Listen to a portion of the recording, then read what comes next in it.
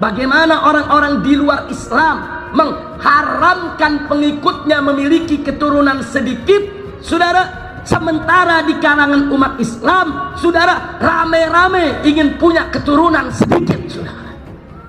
Ya, mereka berlomba untuk memiliki anak keturunan yang banyak, sementara umat Islam berlomba untuk mengurangi atau menahan keturunannya satu atau dua saja. Akibatnya populasi pertumbuhan daripada orang-orang Islam menjadi lambat, sedangkan populasi pertumbuhan orang-orang di luar Islam menjadi cepat, sudah.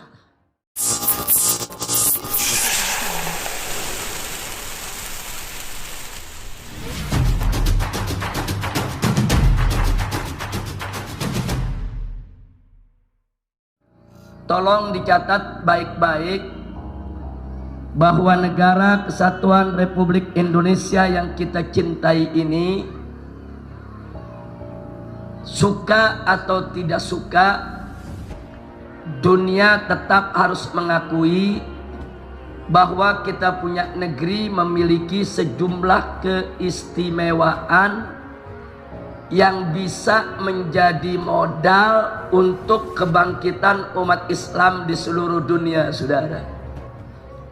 Yang oleh karenanya jangan kaget kalau gerakan-gerakan Zionis internasional, baik yang digerakkan oleh kaum Freemasonry ataupun Illuminati, saudara, menjadikan Indonesia sebagai salah satu target penting untuk mereka taklukkan.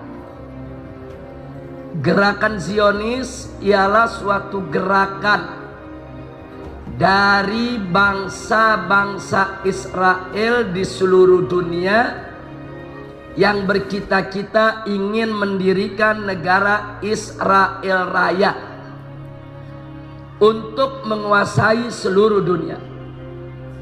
Sedangkan Freemasonry ini gerakan politik yang dilakukan oleh kaum Zionis yang tujuannya untuk memuluskan dan melancarkan jalan bagi Zionis di dalam mewujudkan cita-citanya. Begitu juga Illuminati, suatu gerakan politik yang merekrut tokoh-tokoh dunia, baik dari kalangan Yahudi maupun non-Yahudi, baik dari kalangan Israel maupun non-Israel, untuk menjadi kaki tangan Zionis di dalam mewujudkan cita-cita mereka. Makanya jangan kaget, gerakan Freemasonry dan Illuminati sudah ada di Indonesia sejak zaman penjajahan Belanda, karena Belanda yang membawa saudara Freemasonry ke negeri ini. Dulu disebut tarekat Mason. Jadi kalau Anda dengar tarekat Mason, saudara, itu tidak lain dan tidak bukan adalah gerakan Freemasonry. Nah, dulu yang banyak ikut, saudara, ini tokoh-tokoh keraton di Jawa Tengah, saudara, bahkan ada juga tokoh-tokoh liberal di zaman pemerintahan Hindia Belanda yang memang setuju dengan prinsip-prinsip sekuler.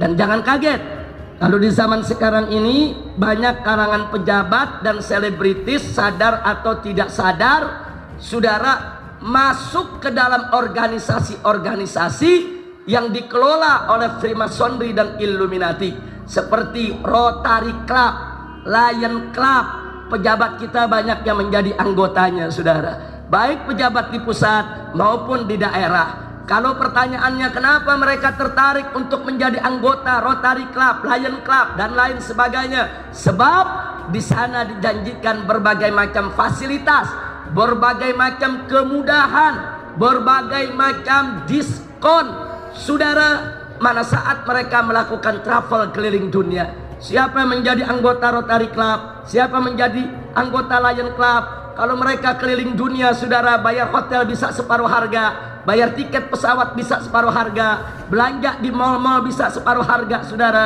mendapatkan kredit dari bank-bank untuk usaha juga dimudahkan, dan seterusnya dan seterusnya. Makanya jangan kaget banyak pejabat-pejabat Indonesia sekalipun saudara, dari tingkat kepala daerah sampai menteri-menteri di tingkat pusat sampai anggota-anggota dewan kita tertarik untuk menjadi anggota Freemasonry maupun Illuminati yang merupakan bagian daripada kerja Zionis untuk menguasai dunia internasional ini. Nah, oleh karenanya saya ingatkan kepada semua umat Islam untuk tetap berpegang teguh kepada hablullah yang Allah amanatkan dalam Al-Qur'anul Karim. Wallahu subhanahu wa ta'ala qala wa'tasimu bihablillahi jami'a wa la tafarraqu. Berpegang teguhlah kamu kepada hablullah, kepada tali Allah, kepada hukum Allah, kepada aturan Allah, kepada ajaran Allah, dan jangan sekali-kali kamu berpecah belah. Umat Islam tidak boleh bercerai-berai, tidak boleh berpecah belah.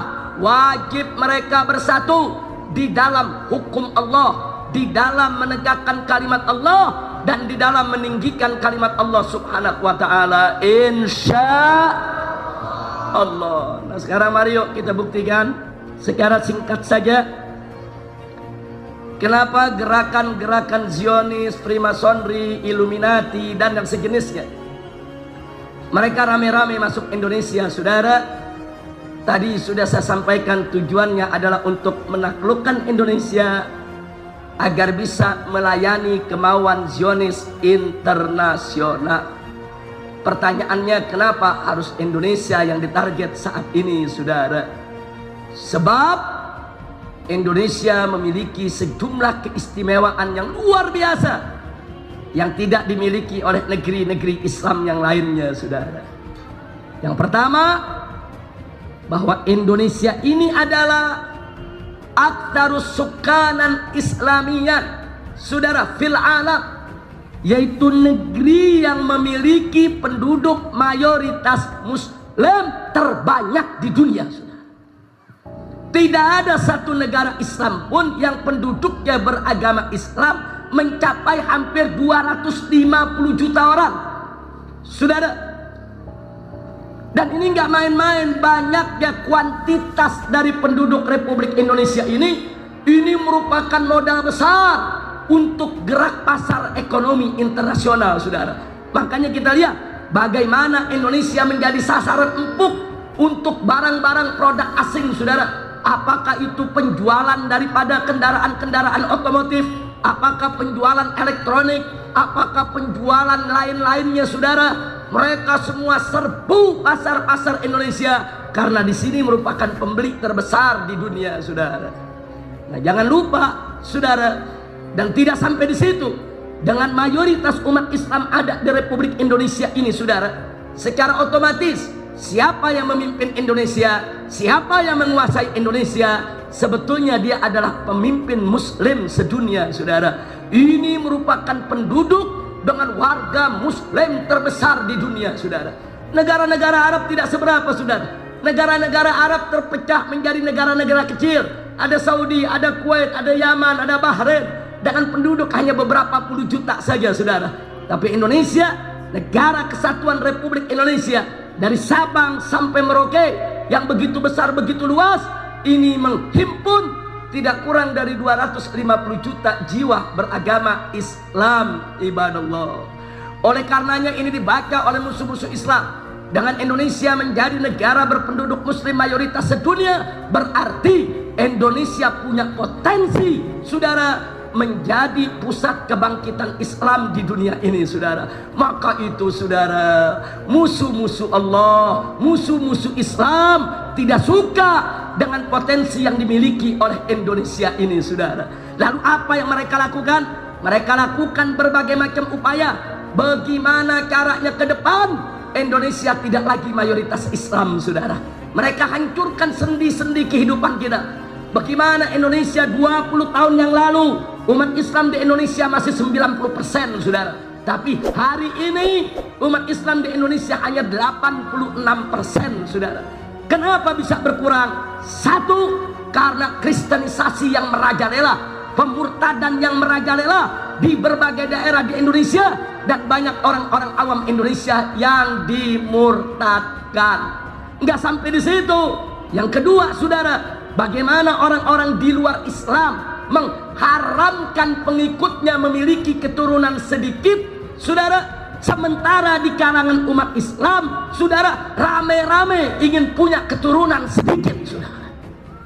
Ya, mereka berlomba untuk memiliki anak keturunan yang banyak, sementara umat Islam berlomba untuk mengurangi atau menahan keturunannya satu atau dua saja. Akibatnya populasi pertumbuhan daripada orang-orang Islam menjadi lambat, sedangkan populasi pertumbuhan orang-orang di luar Islam menjadi cepat, saudara.